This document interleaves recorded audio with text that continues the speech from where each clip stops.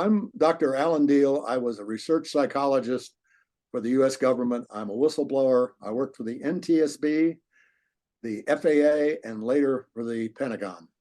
Well, basically, I think that the captain did commandeer the airplane with the intent of broadcasting a manifesto, landing safely in an American base in the Indian Ocean called Diego Garcia. I don't think he ever intended to crash the airplane or harm the passengers. I think he was going to request political asylum when he landed on the island, but something went very wrong.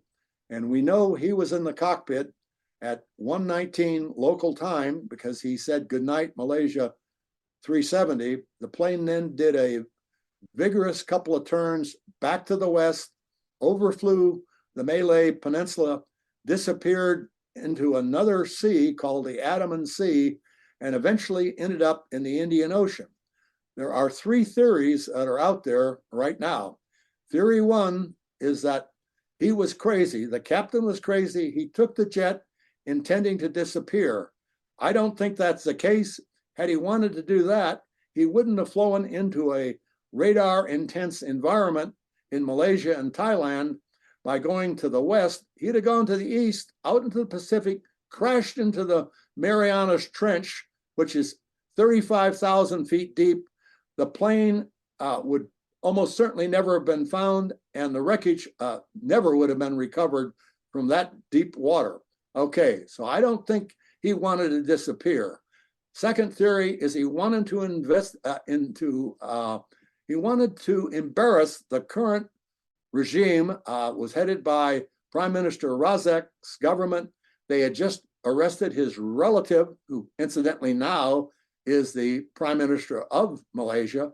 But if he'd wanted to embarrass the former regime, he was on his way to Beijing. All he would have had to do is crash into the Great Hall of the People at Tiananmen Square, killing everybody aboard and hundreds of Chinese citizens.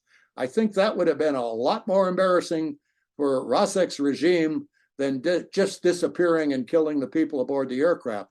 The third theory is the one that I mentioned. I believe he wanted to make a political statement, nothing more, and something happened to the aircraft. My book is called Best Laid Plans. The Robert Burns quote about the best laid plans of mice and men often go awry. I think that happened here. This aircraft is a very safe aircraft, the 777, but there has been a couple of fires aboard the aircraft in the electronics bay, and I believe that might have happened. I believe that the co-pilot was probably locked out of the cockpit. He was not involved with the scheme to commandeer the aircraft, but he knew how to get back into the cockpit by releasing the armored cockpit door.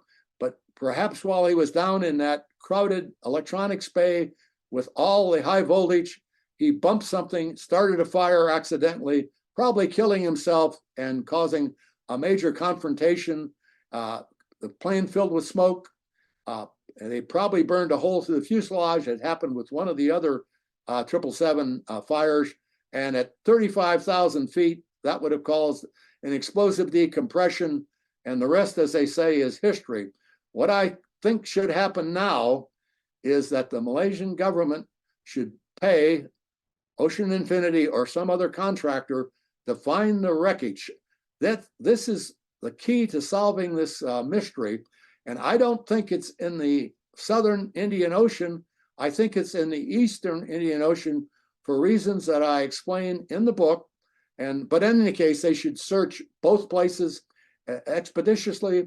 I also think the Malaysian government should ask for the U.S. National Transportation Safety Board to head the inquiry so there's no question about the integrity, and perhaps ask the FBI to look at the confidential files that have never been released.